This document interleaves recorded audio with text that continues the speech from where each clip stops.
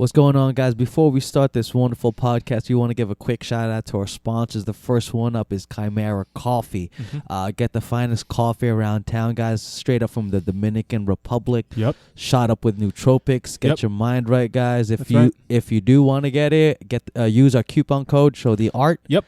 And get you some good-ass coffee at a discounted price, man. Next sponsor is Invertigear. Go to invertigear.com. They got all your jiu-jitsu needs covered. Gis, rash guard, shorts, whatever you want. They got it. T-shirts. Coupon code is ShowTheArt15 and save yourself some guapino. Some money.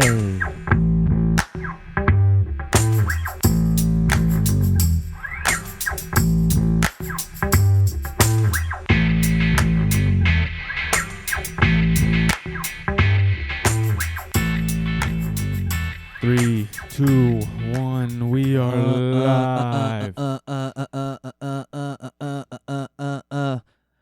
We're back, baby. We're back. Happy 2017, people. Happy New Year. 2017. You're listening to the Show the Art podcast. We're your hosts, Ames and Abe. Abe. Yo. My brother. Yo. How you feeling, man? I'm good, man. Before we get into this, I just want Let's to go, say, champ. Let's go, champ.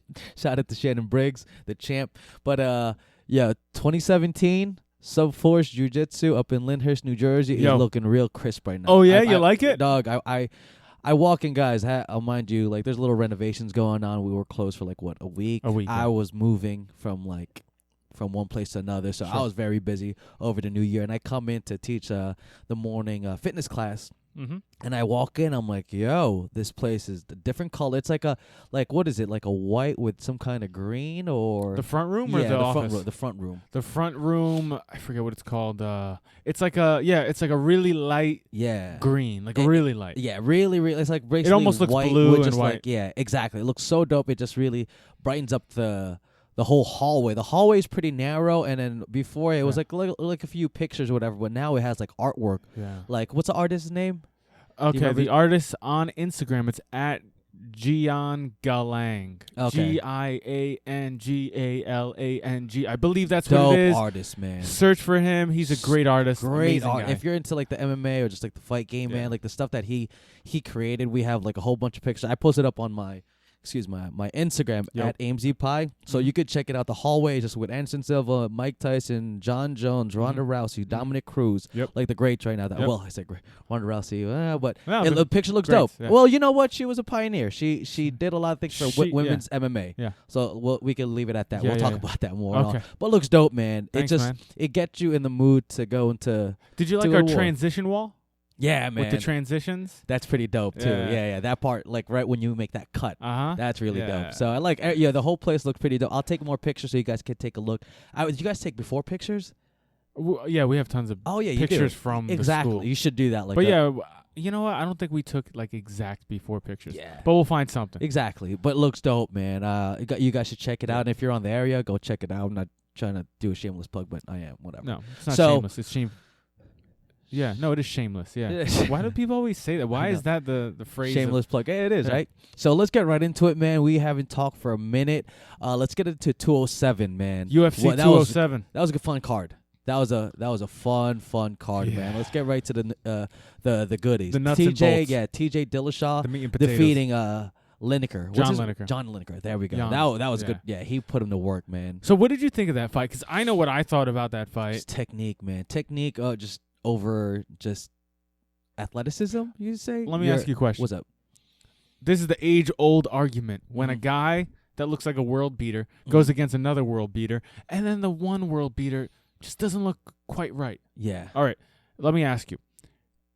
John Lineker didn't look good at all. He didn't. He didn't look like his normal John Lineker self. Is that because he had a, quote, bad fight? Or is it all TJ Dillashaw? I think it's TJ Dillashaw. Okay. I just think TJ Dillashaw was just super prepared for everything John Lineker had. Yes. His takedowns, it looked like he practiced that like a million times. Yes. It was like a fake, I don't know what it was, but it was super crisp. And he got it mostly every time he wanted it. So I just think his game plan worked perfectly. What do you think? I'm agreeing. I'm in agreement. Yeah. I believe that it's all TJ Dillashaw. Yeah. Because it wasn't just if it was a slugfest, and John Lineker was just missing and falling over the whole time, then I could see, oh, you know what? Maybe Lineker had an off day. He didn't look quite right. But when a guy's throwing everything at you, what TJ was doing, of course, the movement. I didn't even think of the takedown game before the fight happened. Me neither. And I knew he had it, but I didn't even think of it. I thought that whether it was a stand-up war or not, I thought TJ was going to win it because of his movement standing up. Lineker would have been a sitting duck. Yeah. But the fact that he added a takedown element, and he was pounding him out on the ground. Light work, man. And just controlling him and the transitions. He went to the truck, to the calf slicer. And Lineker, I'm glad you guys replayed that actually on your... we got kicked off. Oh, did you? Zuffa is after us. No, shut the hell up. They took it down on Facebook. Oh, wow, they got... Why would you guys get butthurt, Zuffa? Yeah. We're trying to put you guys on. Whatever. So you're saying. So a lot of people said when he got to the calf slicer, oh, you got to step on your own ankle to put more pressure on the knee.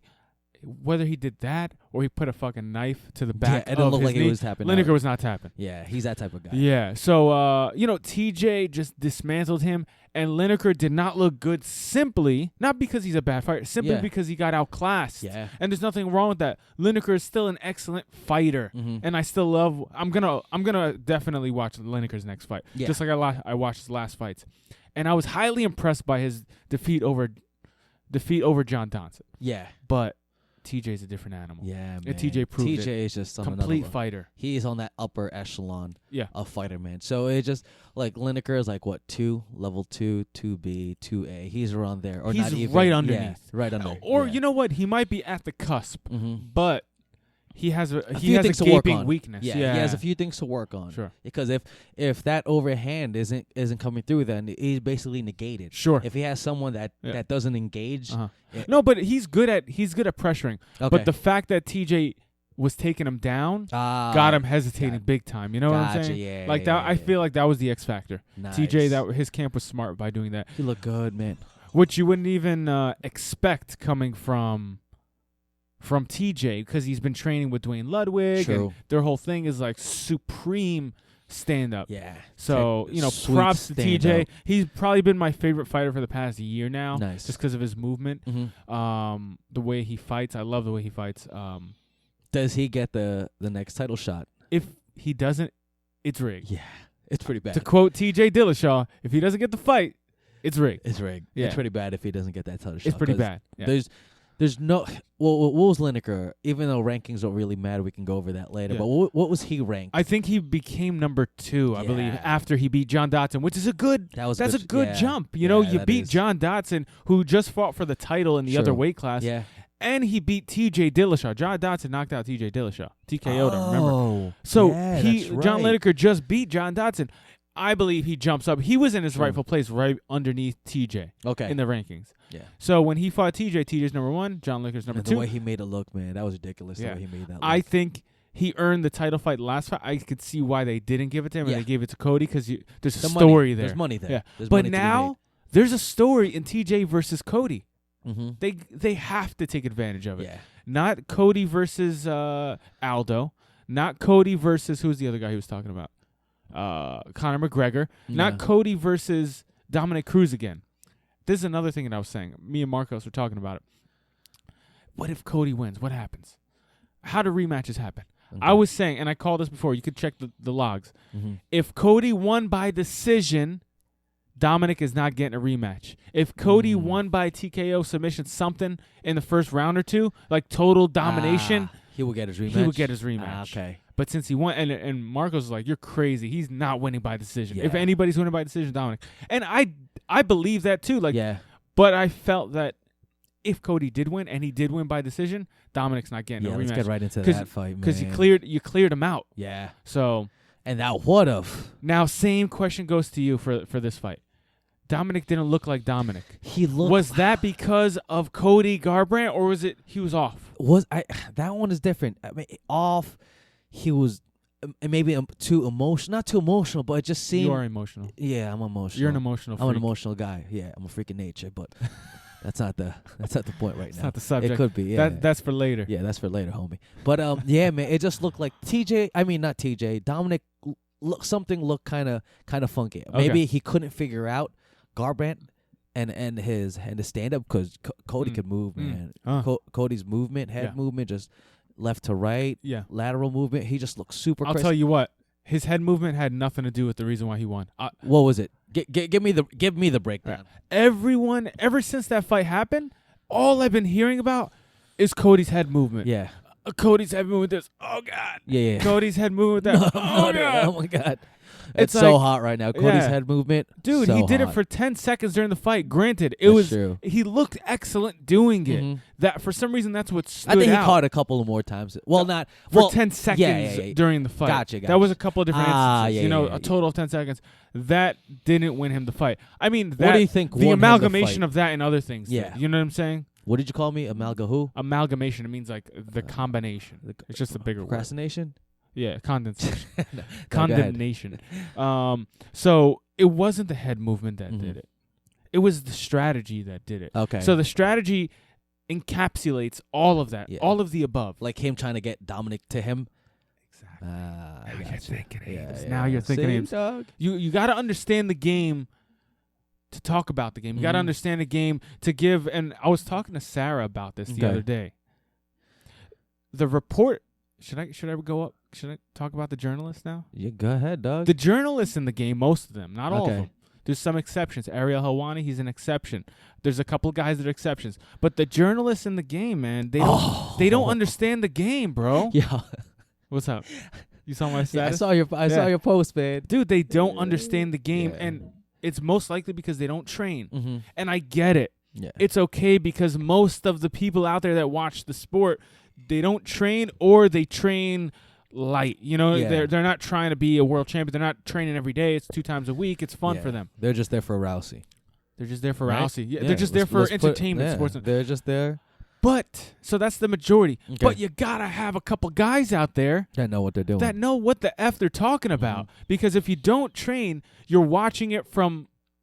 I haven't even thought of a good word to describe it, but you're watching it from like a glass half full. You're watching it with one lens, a different eye, effed up. Yeah, I got you. You're watching it with one eye closed, yeah, because you don't understand everything that's going on. So let's do it this way. Yeah. You're seeing it from like a blurred vision. You just need someone to kind of zoom in or kind of whatever you call it. We need a journalist that can do clarify. That could bring clarity. There you go. Will ask questions from the standpoint that the fighters understand because they're going through it a more advanced understanding. Yeah. You know, because they're watching the fight from an advanced understanding, so they get it. I'm not saying like a Joe Rogan type of breakdown, like to bring it to like layman's terms. Exactly. Yeah. So these guys, they're asking these of them questions, but it's a lot of the times it's the same question asked multiple times. Give me some examples. Of I don't know specifically, man, but like at the post-fight press conference, your heat index is rising. Yeah, up man. Right now. Every single journalist asked the same question a different way, and they asked other questions, but it was like, guys, like it's like they have their default questions. Exactly what you just said before, the head movement. Like, I know you didn't mean like the head movement made him win the fight. But those guys were talking about it like it did. Yeah. Man, your head movement it was the thing that won the fight, right? It's like, dude, what? No. That's more than meets. There's more than meets the eye kind of deal. So this is I'm using that as an example. No, I get you. I don't even remember if that was the example. Yeah. But it was one of. Exactly. The accumulation of all those. Exactly. Yeah. It's like blaming the whole thing on one problem that you can see. There's multiple variables. And usually the one that affected everything is something you cannot see. You don't understand. So let's get back into the fight. What do you think was what do you think were the variables or those things that kind of got Cody the win? So Cody, his strategy was to not play Dominic's game. Yeah. It's as simple as that. Yeah. Dominic likes to string you along. Dominic said it perfectly. He said push and pull. Yeah. I like to push and then pull you in. Yeah. Push you, pull you in, so that when you're chasing Dominic, he's the best. Yeah. Why is it that he made TJ Dillashaw, out of all people, the best striker in MMA right now? Yeah. TJ Dillashaw missed so many times because TJ was chasing him the whole fight. He needs that. You know what was crazy too? Yeah, sorry to interrupt, but no, please. Danny Castillo. We had him before.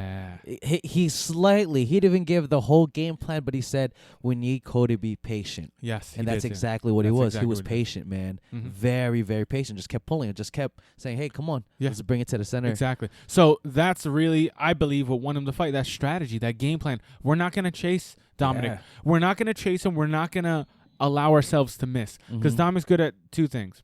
He's good at a couple things. He's good at making you chase him. Yep. He's good at making you miss, and he's good at capitalizing on the misses. Yep. But if you don't chase him, you take out one thing. Yeah. That you're still a sitting duck. But if you don't chase him, it takes out that. If you don't throw, he True. You're not gonna miss. Yeah. And if you don't throw, he can't capitalize on you missing. So of course, Cody Garbrandt threw punches and strikes. Yeah. But he threw them when Dominic missed. Yes. So he made Dominic come in. A lot of the punches Cody was throwing were counters, and they were precise. You could see he was just looking down the barrel. Yes. Boom, boom, boom, boom. As soon as, and one thing he did, he's a rough fighter. So one thing he did is a lot of times when Dominic came in, he met him in the middle. Yeah. He's not afraid to bump heads. Like he's not afraid to, you know how sometimes you just, I'm afraid I don't want to hit my nose on your forehead. He said F all that. Yeah, I'm throwing bolos as soon as you come in, Yep. or as soon as you come in and miss, I'm launching punches at you. Yeah. I'm not afraid to get knocked out by you. He wasn't, man. Yeah. And in that and combination of other things, his uber confidence during the entire fight, him taunting Dominic. There was one more thing I had in mind. And Dominic not expecting that from him. Yeah. Cody's normally, more of a stalker than what he did in that fight. True. So I think that threw Dominic off too. I know. You know what threw me off, or I thought Cody his might have messed up. Yeah, his dancing abilities, and when he would clip Dominic on the ground and wouldn't capitalize it, I'm like, oh fuck, don't mess this up, dog. Yeah. I thought, I'm like, this is gonna bite him in the ass. Yeah. But that could have easily. It could have easily. Those were dumb moves. Yeah. And I hope he realizes that. I hope his camp is yelling at him today for doing that. Out of all the things, I think it was those moments where he didn't capitalize and just bum rush him in or just try to finish the fight. But I heard something that Cody said after the fight, and it was like in some interview, and he was like, I could have finished him. I could have finished him easily. But I chose not to. Kind of thing. Yeah.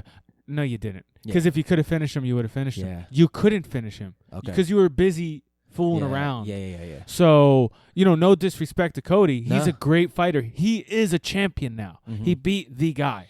Yeah, but this but gamble, you can't do that. Yeah, this gamble worked for him because now it makes him a star. Like he has star power now he does. because of those things that he gambled on. Yes. For those dance moves, those things for punching him then pointing at him. Yeah. Those actually worked out for him. Sometimes, hey, you never know, that might catch you down the road. But for this moment, it worked. So now he looks like a genius. Just like in coaching, for an NFL, when you go for it, fourth and short, and you make it, you're a genius. But if you miss, you're an idiot. Why didn't you go for a punt? So it's those kind of things for him. It worked for him, so it looked good. Great point. But hopefully, it kind of fixes it up. But it's or fourth and long. Yeah, not fourth and short. Right? Yeah, no, either or. Like say you could. Instead of kicking. Yeah, instead of kicking, you go for it. Yeah. When usually you want to punt it and play it safe. Sure. Yeah. So, or like NBA, 10 seconds left. You can either tie it with a 2, or go for 3, or go for 3 and win it. And if you went for the 3, you made it. You guys are a genius, hero. Yeah. If you miss it, you guys are retarded. You should have got the easy layup. Exactly. I hear what you're saying, man. It's just So but it's Cody, one of those things. Cody, you know what? Too, when you look at it, it was really fast. It was really fast. I don't think Cody realized he clipped him when he started to do his dance moves. Yeah. You know what I'm saying? True. Like it happened at the exact same time. He's like, oh, fuck. He was in a moment. Yeah. But you know what? One thing I'm thinking about, too, this is not just with the Cody and Dominic fight, but I'm looking at it now before because there's been a string of, like, champions not being able to retain their championship, like one and done. Heavyweight, women's, bantamweight, losing it after one fight. Before I'm like, oh man, that sucks. But now I'm looking at it, I'm like, oh, maybe that's a good thing because you're building people like stars after, not stars, but you're building athlete after athlete. You give people a chance at stardom. Yeah, right? Man. Yeah. And guys, we have to remember that this is still brand new. This sport is still new, and we need more faces to appear. And it shows how competitive this game is right now.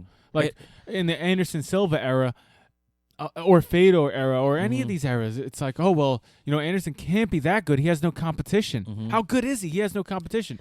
But part of it is he's that much better than the competition. Yeah. John Jones was that much better than the competition. GSP. Fedor, GSP is that much better than the competition. Then later in their career, when their skills start to slow down, not John, I'm not counting John, but Anderson, Fedor, those guys, even GSP, he didn't lose at the end, but People were catching lost. him. Yeah. That's when things start catching up to you. So it's true.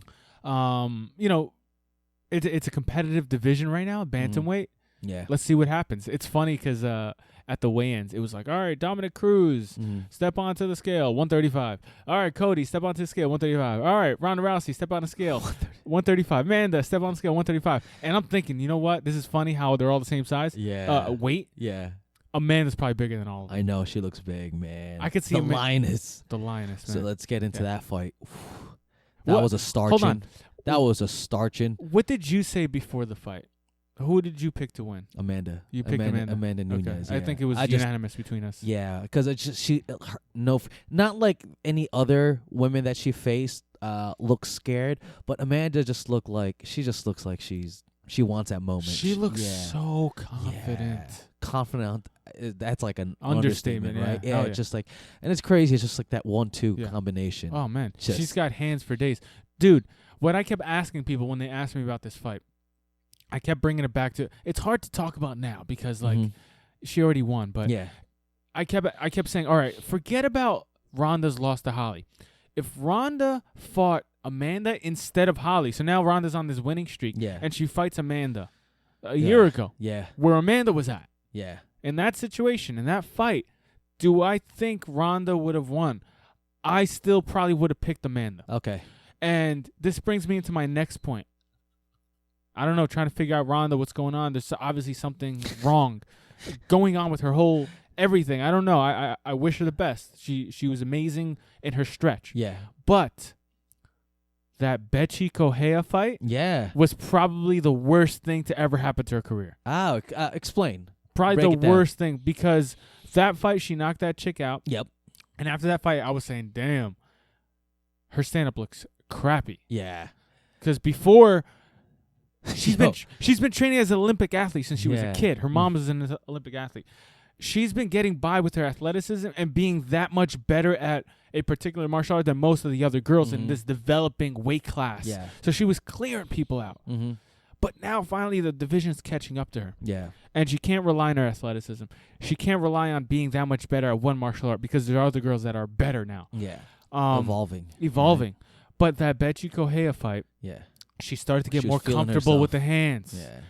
She finally started to say, you know what? Let me test out these hands. The judo, it's on lock. Yeah. Let me got test that out on check, homie. Yeah. And What'd then she knocked out Betchy, and Betchy's not that good. Bet you didn't. At the stand-up Bet game. you didn't see that coming.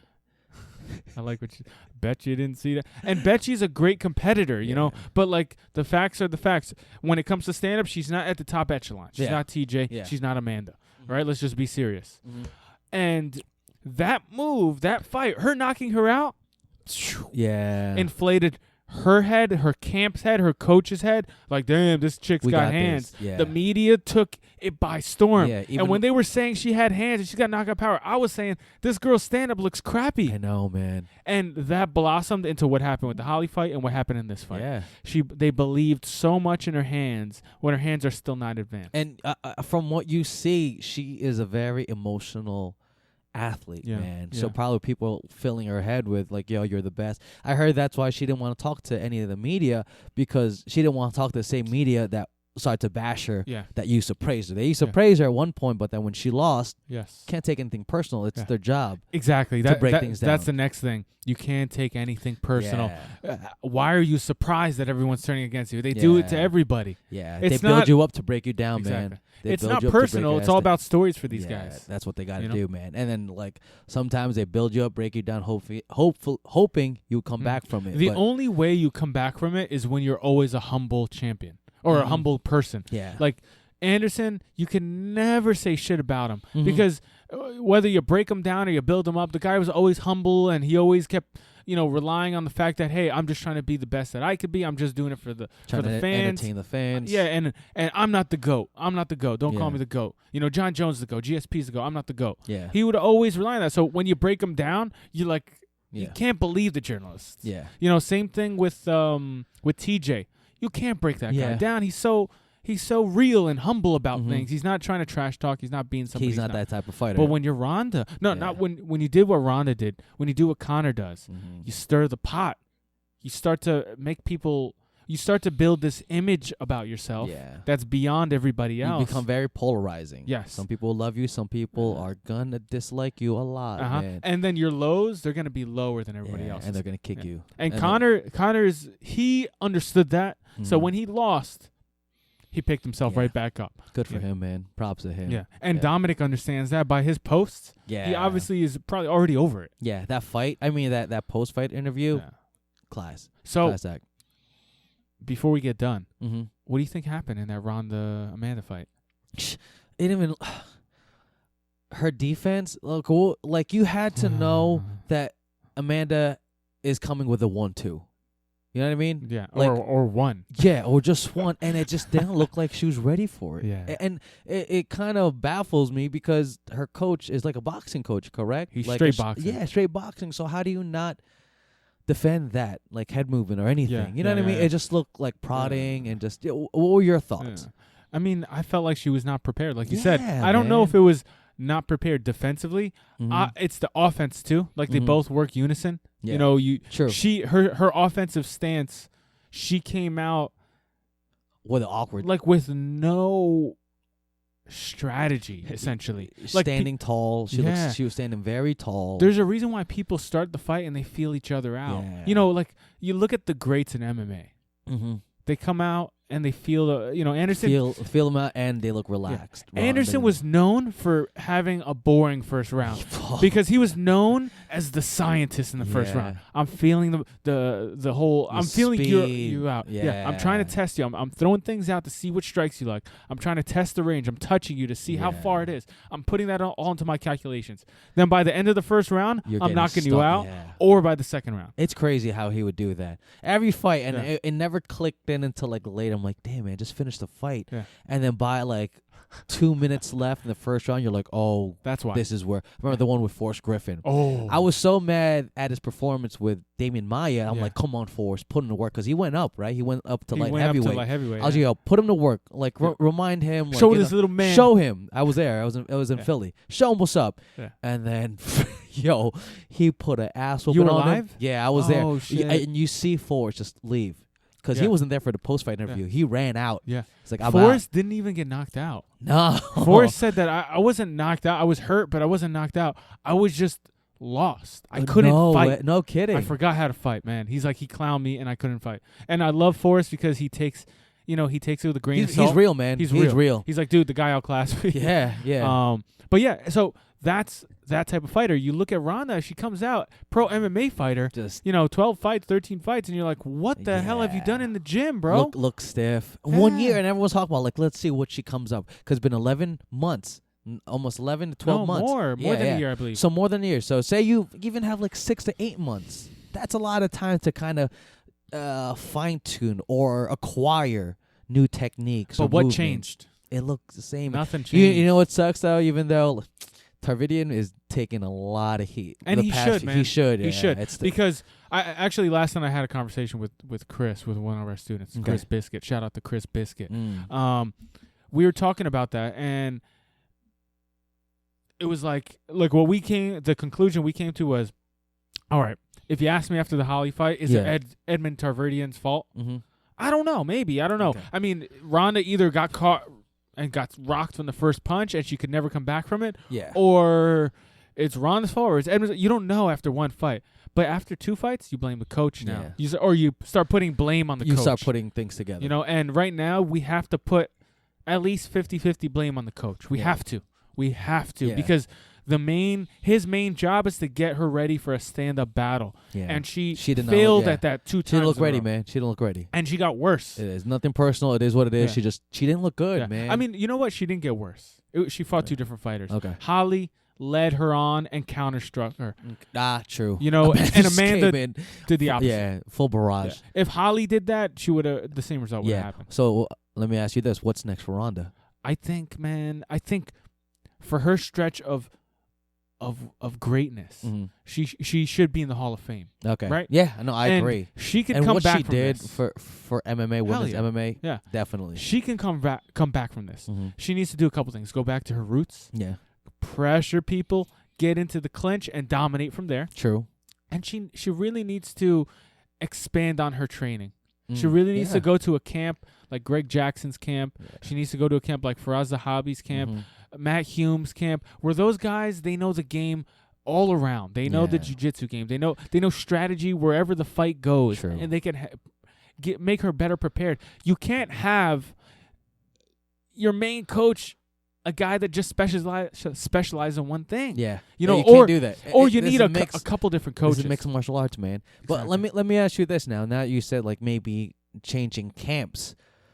Keep Edmonds. Yeah, if you really love him. I'm not saying get rid of him. I was gonna say, but do you think it's a little bit harder for Ronda just because of like not burning all her bridges, but like just the way her personality was, kind of rubbing people the wrong way. So going into like different camps, like say you go to Greg Jackson's, the things that you did to Bill Warner. Yeah. Oh, yeah. Okay. She's Ronda Rousey, bro. At the end of the day, if I'm a fight camp, how do I pay the bills? I paid off a fighter revenue. Yeah. Ronda comes in. That percentage that's a lot of revenue. You know what? That makes sense. She would go to Jackson, and Jackson's would take her. You know why? Look at John Jones and Rashad Evans. Yeah, maybe not Greg Jackson. I don't know. No, but we say that. But Holly's there. Yeah, that's why. But Holly's in a different weight class now. She's fighting for the new belt, so it's possible. True. But my point is, she needs to go somewhere. Yeah. She needs to go somewhere where there's multiple coaches working on multiple things, and there's a master strategist. Yeah, where's she located out of? Cali? Where's she? Yeah, Glendale's. She's Cali. Yeah. Okay, so maybe around over there. Somewhere. I mean, anybody that. You know what? Go work with Matt Hume and Mighty Mouse. Mm-hmm. True. You know, go work with that team. I don't think they have many females coming out of that squad. Don't. Not that I know. So get maybe in they there, do, but spar with Mighty Mouse. That guy, if you spar with him once a week for a month, you're going to get better. You're going to get better. So, and Matt Hume, he trains with Mighty Mouse. Yeah. Mighty Mouse says Matt Hume kicks my ass all the time. Oh, no kidding. And that's his coach, man. That's crazy. And Mighty Mouse is a world champion. Yeah. 9 consecutive title fights in a row. He is. I really want to see a rematch with him and Dominick Cruz. It'll happen. Yeah. It'll happen. Yeah. Now more than ever. Yeah. Now more than ever. Yeah. Because Dominick wants that belt back, but you could tell he's open for other fights. They need fight. You know what, too? That with the new company, they need big fights. And Dominick's a star. Yeah, he's a star. If you put 2 stars, not superstars, you put 2 stars together, you're gonna make money. Because you only have one real superstar right now. I don't know if Dominick can make that Demetrius Johnson weight class, that 125. Yeah. But if he can, I give that next title shot to Dominick Cruz. Dominick Cruz versus Demetrius Johnson. Demetrius' belt on the line. That would be sick. We said it here first, folks. Yeah, that would be sick. Just like or catchweight, just like you hear with Bisping and Tyron. I don't know if they're doing it for publicity. That's publicity. Yeah, it's either publicity or it was an exchange, a verbal exchange, but they're making news out of it. Maybe they're doing it to fish out what people think or fish out. It makes zero sense. A catchweight fight between 2 champions. Yeah, it's not even for one of the belts. At least I agree for one of the belts. Yeah, I agree. It's pretty dumb. Yeah, put something for that. You know what? Hey, UFC, if you're listening, put something on for that February 11. That Brooklyn card. That Brooklyn card, because my birthday's February 18. So let's make it good, man. Let's make it good. There's some good fights on that card, but we need some juice. Yeah, we need a main squeeze. We need some juice. Oh, so yeah. That's not enough juice I see right now. Let's get Khabib versus Tony Ferguson. Please, man. Let me get Tony Ferguson. I want Tony Ferguson. This guy, he talk too much. He bullshit, and I want Tony Ferguson. I give him $200,000. That's good price. He make I don't know how much he make from UFC. That's maybe 100,000. I don't know how much he make. I could make $1 million. In Dagestan, in Moscow. There's a lot of people in your country, right? How many? 20 gazillion. 20 gazillion. Yeah. That's a lot of people. Give me Tony Ferguson. I give him 200. That's good money. That's good money. That's good money. Hey guys, that's good money. You're hearing it here from Khabib, guys. So listen to him. He wants his fight, man. He wants it bad. So shout out to Khabib. I love the guy. Yeah, man. Awesome guy. He is a monster. I am not making fun of you. I am honoring you with that accent. Yeah. Okay. Plus, I could pull it off. You can. So, if he doesn't get that fight, you hear the other rumors kind of circulating around. Conor? No, Jose. Nah, that's not gonna happen, man. That's dumb. You know why? Because there's too much going on. He should fight Max Holloway. You know what? They already screwed over Aldo for a bunch of other fights because they don't think he's a draw. So why would they not give him Holloway now? You know why I think they'll do it? Just because they've been doing a lot of dick moves. They're handing out interim titles like it's like candy. Yeah. Like you just pick. Hey, you want an interim title? Go to Toys R Us real quick. We'll pick you up one and you go fight for it. It's weird how they're doing it right now. Hell yeah, man. But.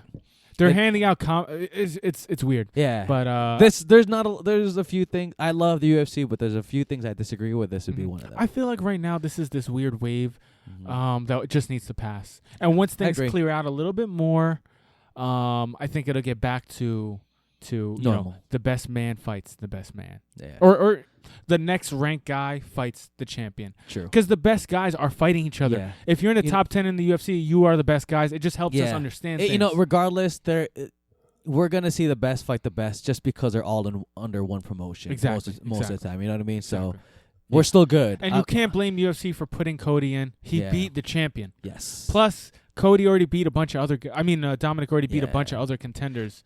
And some of them lost, so number 7 versus champion is not. It doesn't matter anymore.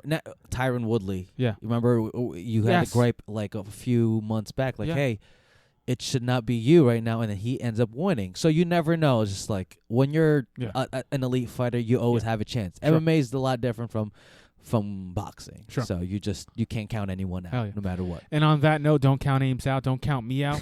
2017, we're making it big. This bitch. This is our year.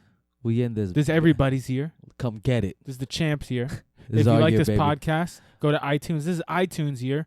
Give us a nice rating, a nice review, 5 stars, whatever you like. That's share, not subscribe, rate. Less than 5 stars. And share, subscribe, do all that crazy fun stuff. Yeah, man. Write us a review. That would be great.